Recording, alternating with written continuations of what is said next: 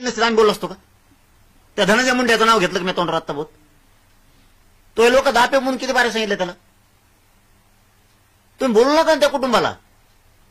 चूक तुम्ही करता. आम्ही अगोदर एकही चूक केलेली नाही, कधी करणार सुद्धा नाहीत. अगोदर चूक केल्यावर कसं काय सोडणार? मग लोक मारायचे का मध्ये? दोघांचे बिन शांतता. मला काय संबंध आहे? मी कोणत्या वंजाऱ्याला बोललो? कोणत्या धनगराला बोललो? कुठल्या दलित मुस्लिमाला बोललो? मायक्रो ओबीसीला बोललो? कुणाला बोललोय? मला काय संबंध आहे? माझे लोक मारून टाकता तुम्ही, आणि आम्ही शेपूट घालून बसतो. मी बघतो नुसते मुडदे मराठीचे, आणि मग जगून काय करतोय? भाकरे खायचे काय जगून नुसते आम्ही? तुम्ही लोकच मारून टाकायला लागल्यावर आमचे बोलायचं नाही. आम्ही तोंडाने नुसतं, तुम्ही मारून टाकताय, आम्ही नुसतं बोलतोय. बोलायचं नाही. सरकारने असं सांगितलं का त्या गुंडाला फिरून द्या, धनंजय मुंड्याचे ते सगळे कापून द्या, लोक कचाकच हाणून द्या. दलिताला झालंय तिथं. वॉचमॅन कुठे त्याला तिथं कुठा? आम्ही खातोच मार. कोणाला वाटतं ना भाषा नाही चांगली, कुठून द्या. पाटील घेतली नाही तक्रार? विचारान जाऊन आता तुम्हीच. धनंजय देशमुखांनी तक्रार दिली, ती एफआयआर झाला का? अटक केलं का त्याला? अरे रवी करणाराला, धमकी देणाराला केलं का? पोलीस महोदय सांगा. राव द्या आम्हाला नाही तर जा म्हणा. गबाळ उचलून जातोच. मग काय करता आता? कुठेतरी बघतो समुद्राच्या कडे कांदा तिकडं कुठं काय टपरी टुपरी टाकून जगवतो मराठी. आम्ही सगळे जातो तिकडं. इथून द्या एखादा डोंगर डांगर गाठून आम्हाला जातो सगळे महाराष्ट्रातल्या मराठी तिकडं. कायदा ऐकत नाही तुमचा? आता दुसरा काय पर्याय आम्हाला? कायदा ऐकतो, पण कायदा चालवणारे ऐकून देणार ना कायद्याला. कायदा ऐकतो सगळं होतंय. पोलिसाला काम तर करून दिलं पाहिजे ना. आता 7 आरोपी तर करून दिलं पाहिजे ना करणाऱ्यांनी. पुन्हा तिथंच येतो विषय. मग कुठं जाईल? अरे एवढे मोठं खून होऊन या धनंजय मुंड्याचं पोट भरा ना. परत त्याचे लोक धमके देते धनंजय देशमुखला, आणि दोषी आम्हाला धरता. वा, दोषी आम्हाला धरता. तुम्ही बोलूच नका ना. जातीवाद व्हायचा का संबंधी? तुम्ही तुमच्या जातीच्या आरोपीला पाठीशी घालू नका, गुंड सांभाळू नका. तुमच्या जातीचे लोक सरळ सांगा ना ते गुंडगिरी करणारा नीट राहा म्हणून. तुम्ही पोस्ट टाकीता, मजा लागत तुम्हाला. तुमच्या त्या पोस्टमुळं, तुमच्या सोशल मीडियामुळं आणि तुमच्या वागणुकीमुळं हे धनंजय मुंडे आणि ते सगळे अडचणीत आलेले वंजाऱ्याचे. तुम्ही आरोपीला कसं काय पाठीशी घालता बरं? तुम्ही धमक्या कसं काय देता? तुम्ही संभळता कसं काय आरोपीला? याच्यात मराठीच्या वंजाऱ्याचा संबंध काय? हा वाद नाहीच मुळे. अरे उलट ओबीसी म्हणाले जाता. आता यांची वेळ आली की ओबीसी म्हणते, आणि वेळ निघून गेली फक्त जात घेऊन पळत येत. मग इमा खाय, हे खाय, ते खाय, रेंदा खाय, हे कर ते कर. त्याची जात मोठे करून टाकतात ते काही लोक त्याच्या जातीतले. सगळे ओबीसी तेच वर पडतात. मग आणि मधल्या काळात संकट आलं की ओबीसी, संकट गेलं झाला त्यांचं सुरू. त्यामुळे ओबीसी कोण नाही. अरे लय लोक चतुर आहेत. तुम्हाला काय सांगा, मी खोटं बोलत नाही. लय ओबीसी बी चतुर आहेत. कुणी बोलतं का ओबीसीचा नेता? नाही बोलत. त्यांना माहिती आहे ते दुःखात सहभागी आहेत. त्यांचे तर मोठा नेते आहेत ना ओबीसी. ते रामजी शिंदे येतं, ते पडळकर येतं, बरेच आहेत ना त्यांच्यात बी. ते भरणे आहेत, बरेच आहेत नासे. तेही काम करतात का नाही करीत? का ह्योच लय एकटा कडून महाशय आलाय गुंड सांभाळणारा, आरोपी सांभाळून ठेवतोय. आणि आता तत्परता दाखवायला जी दाखवली आता गुन्हे दाखल करण्यात, ती देशमुखाच्या टायमाला दाखवली असती तर ती 2 दिवस मृतदेह पडून होता. किती लाजिरवाणी गोष्ट आहे राव या राज्यात. कायदा नाही देईन म्हणले ना तुम्ही, मग 2 दिवस लागले काय 302 दाखल करायला? 2 दिवस गाव बसून होतं आणि मृतदेह तिकडं त्या केजमध्ये. किती शरम आणणारी गोष्ट आहे महाराष्ट्राला. कायदा चालून देणार नाही. कायद्याची माझी इच्छा आहे यांना आत्ताच फाशी द्यावा, पण चालणारे मंत्री हे, सरकार हे त्याच्यात आहेत असा अंदाजा दिसायला लागलाय. त्यामुळे ते ओबीसीचे नेते बोलायला लागला आता.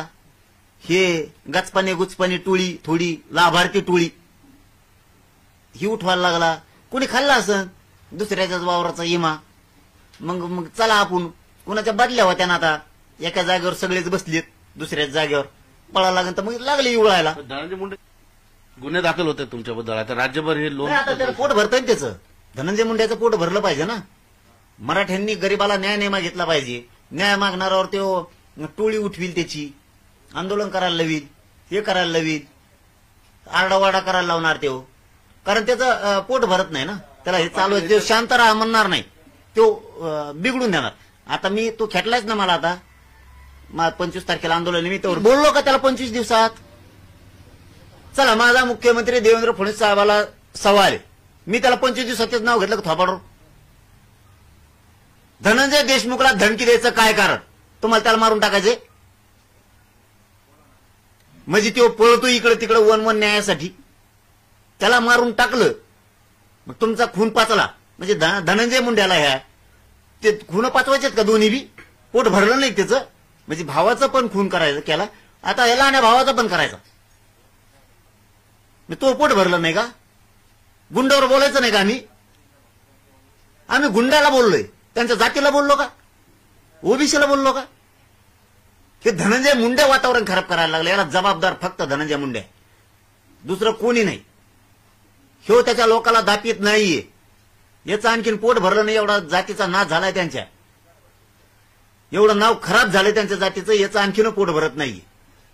आणि ह्यो आता मला खेटलाय, माझ्या मराठ्यांच्या लेकराच्या तोंडाला घास आलेला आरक्षणाचा, आता तोंडाला आलेला घास आहे. त्यामुळे 25 तारखेला आमरण उपोषण आहे, त्यामुळे मी शांत आहे. धनंजय मुंड्याला काय धिंगाणा घालाय तेवढा घाल म्हणा, तुला काय मारून टाकायचं टाक.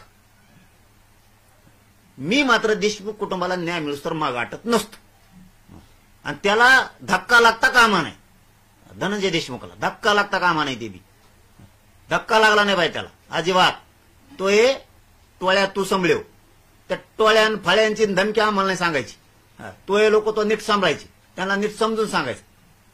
तो खोलात पाय गेलेला आहे, तो याच्याने काही होणार नाही आता. तो किती आता आंदोलन करायला लाव, ही तत्परता आणि हे आंदोलन देशमुख कुटुंबाला न्याय मिळण्यासाठी केले असते तर केवढं नाव झालं तरी तो त्या लोकांचं ऐकतो, दोनच्या टोळक्याचं, त्या लाभार्थ्याचं, एवढ्या मोठ्या जातीचं नाव खराब केलं, स्वतःचं टंबरळ वाजून घेतलंस, शाना समजत स्वतःला मंत्री म्हणून. तो हे प्रकरण आहेत ना, तुम्हाला आता उठविलेत ना लोक, तो हे लय प्रकरण आहेत भाऊ. आम्हीच मार खायचो ना, आम्हीच गप बसायचो. आता त्या पोरावर बी बेतली धनंजय देशमुखांवरती, बोलायचंच नाही. त्या कुटुंबाला बळ द्यायचं कुणी? त्या कुटुंबाच्या पाठून हात फिरायचा कुणी? ते रडायला लागले पोरग, त्याला बळ नाही द्यायचं. आणि एवढे मोठे मराठी असून उघड्या डोळ्यांचं तर रडणं बघायचं काय? मग आम्ही हे जर त्याला पोलीस स्टेशन मधून धमक्या द्यायला लागलेत म्हणलं, त्याचा मर्डर बघत होत, मग त्याचं मुंडकं तोडून टाकलेलं बघत होत, मग आम्ही काय आता बोलायचंच नाही काही? हे सांगतंय का सरकार? हे सांगतं का की गुंडाला कापू द्या मराठ्याला, तुम्ही फक्त गप बसा, बोलायचं कुणीच नाही? त्याचा बिचाराचा भाऊ गेला, त्याच्यावरच संकट आहे. संतोष भैयाच्या बायकोने कसं जगायचं हो? ते लहान लहान लेकरांनी कसं जगायचं? आम्ही त्या गुंडाला बोललो, यांचं जातीला बोललो का? यांना काय लागायची गरज आहे गुंडाला बोलल्यावर?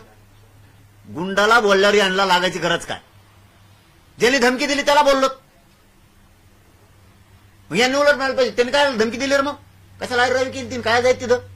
यांनी उलट यांच्या जातीच्या लोकांनी यांच्याच जातीच्या लोकांना झापायला पाहिजे होतं. तणावाचा काय संबंध आहे? हे धनंजय मुंडे याच्या स्वार्थासाठी तणाव निर्माण करायला लागला. तणाव फिणाव होत नसतो, तुम्ही काळजी करू नका. मराठ्यांना सांगतो शांत राहा. बघू 25 तारखेला आंदोलन आहे, आपल्या हातातोंडाला घास आलेला आहे, गरीबाच्या लेकराला आरक्षण आहे, बघू कुटुंबाला न्याय देणार आहेत. पण मी हटणार नाही, मी चुकीचं काम करत नाही, मी स्वतःहून कोणाला बोलत नाही. मला दाखवून द्या आधी मी बोललेलो नाही. काय काय मध्येच बोलत येत, बळच नाही तुकलं तरी थुकाचा ठीक येत, त्याला मी काय करू? खुनाच्या बाजूने बोलू नका म्हणते धनंजय मुंड्या, त्याची टोळी आंदोलन करत हिंडती. खुनाच्या बाजूने बोलायचं नाही, म्हणजे कुणाचा जरी खून झाला, मराठ्यांनो समजून घ्या, राज्यातले तुमच्या छातीवर हात ठेवून मराठ्यांनी खरं बोला. आपल्या घरातल्या लेकराचा खून झाल्यावर तुमच्या डोळ्या देखतात, तुमच्या लेकराला तडातडा तोडल्यावर त्याच्यावर बोलायचं नाही का? ह्यो मराठ्यालाच सवाल आहे. आणि आता दुसरा सरकारला आहे, ज्याचं लेकरू मारून टाकलं संतोष देशमुख, त्याच्या भावाला सुद्धा धमकी दिली. का त्या धमकी देणाऱ्या गुंडाला बोलायचं नाही का सरकारने? का सरकार नुसतं आमच्यावर गुन्हे दाखल करायलाच आहे? फक्त मराठ्यावर, मी मराठ्याकडून काम करतो, गोरगरीब मराठ्यासाठी लढतो, त्यांना न्याय मागतो, म्हणून माझ्यावरच गुन्हे दाखल करणार का? कोणचा कायदा आणि कोणचं सरकार चालवताय तुम्ही? ते उघडं पडलेल्या कुटुंबावर कोणाला मायेचं आधाराचं छत्र नाही धरायचं का देशमुख कुटुंबावर? धनंजय देशमुखांना धमकी दिल्याच्या नंतर मराठ्यांना सांगतोय, आणि मी सांगितलेल्याच्यावर छातीवर हात ठेवून विचार करून बोला. धनंजय देशमुखाला धमकी दिल्याच्या नंतर मी त्या धनंजय देशमुखांच्या बाजूनं बोलायचंच नाही का? मी त्या गुंडाला बोलायचंच नाही का? वंजाऱ्या जातीला बोललो का मी? धनगर जातीला, दलित मुस्लिम जातीला, गुंडावर बोलायचंच नाही का? कापून द्यायचं का धनंजय देशमुखला सुद्धा? त्याचा भावाला तर कापलंच. काय चूक आहे? कोणता न्याय आहे या राज्यात मराठ्याला नेमका?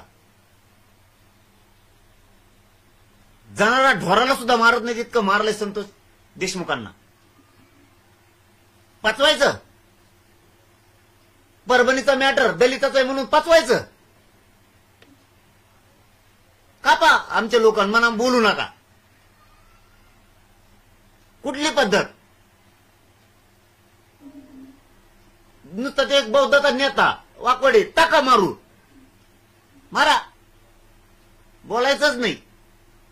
आता संतोष देशमुखांचा भाऊ धनंजय देशमुखला मारून टाकायचे, टाकून द्यायचं, बोलायचं नाही गुंडाला.